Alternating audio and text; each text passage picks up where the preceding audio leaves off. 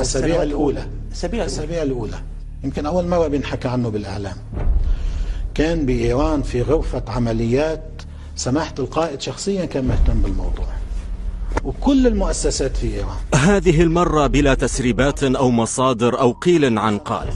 ومختصر حديث زعيم ميليشيا حزب الله اللبنانية حسن نصر الله لقناة إيرانية: نحن قتلنا وهجرنا الشعب السوري، فماذا أنتم فاعلون؟ في خيارين لا ثالث لهما: إما أن تستسلم وتسحق، وبالتالي سوريا وكل المحور، وإما أن تصمد وتقاتل.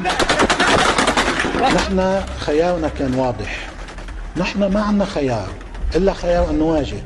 جلسة مصارحة طائفية وفق قول البعض استمرت لنحو 4 ساعات أدلى فيها حسن نصر الله بدلوه، وما على السوريين إلا وضع النقاط على الحروف كما وضعها نصر الله بالحرف والنقاط. اجوا الحلفاء، نحن دخلنا على الخط بشكل معين، اخوان الايرانيين دخلوا على الخط، الاخوان العراقيين، قوى اخرى لاحقا، فاطميون وزينبيون، مشان نحفظ للكل حقهم. يعني ما سبق هو حروف ونقاط قالها المجرم نصر الله دون تقية أو خجل، ويبقى على السوريين كتابة ذات اللوحة ووضع نقاطها ثم إرضاعها لأبنائهم في المخيمات، وما تبقى من ملايين ما زالوا بين أكوام مدن وبلدات لتعريفهم باسم وشكل ودين وحقد عدوهم، والبدء بترتيب ما كفله الشرع وحتى القوانين للثأر والانتقام أو التحرير أو المعاملة بالمثل أو أيا كان اسمها.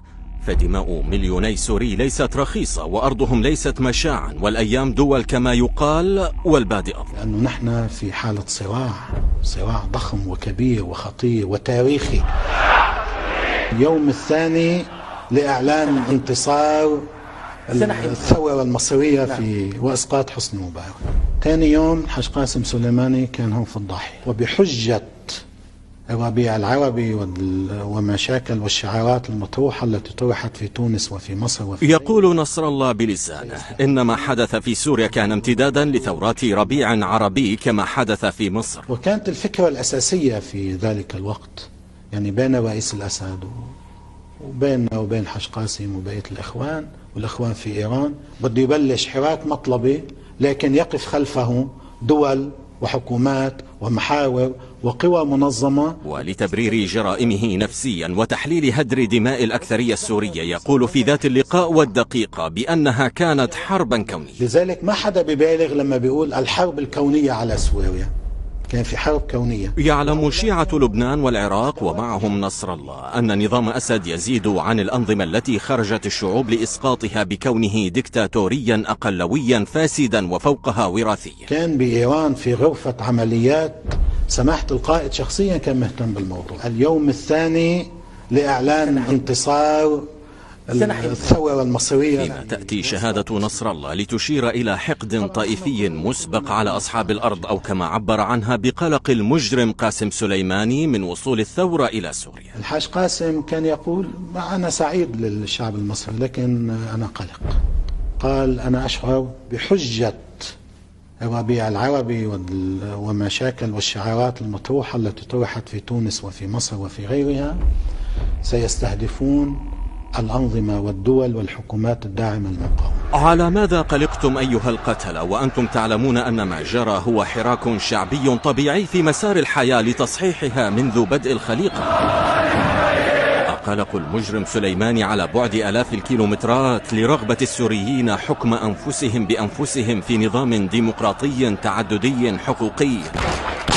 أم قلقتم على إنجازات محوركم الشيعي الفارسي بإحالة مدن وحواضر سوريا التاريخية أكواما؟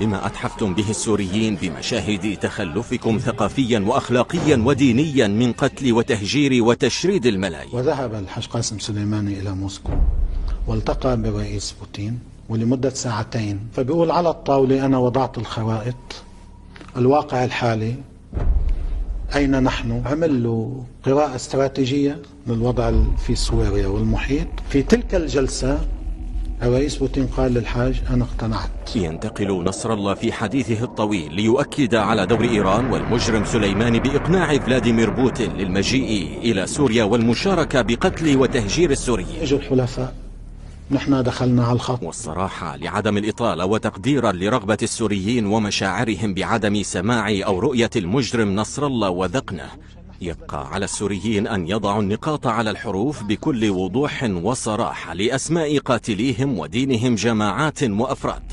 فمن لم يخجل منك ومن دمك وعرضك فعامله بمثل ما عملك، وليكن الخراب والدمار على الجميع، إن كان لأقلية بشار وميليشياته التي قتلت وهجرت، أو لهمج إيران ونصر الله والأفغان والباكستان وحتى العراق التي أرسلت عشرات الميليشيات وقال معمموها بكل صراحة إنهم كانوا على استعداد لإرسال الجيش العراقي بكامله لقتال الشعب السوري.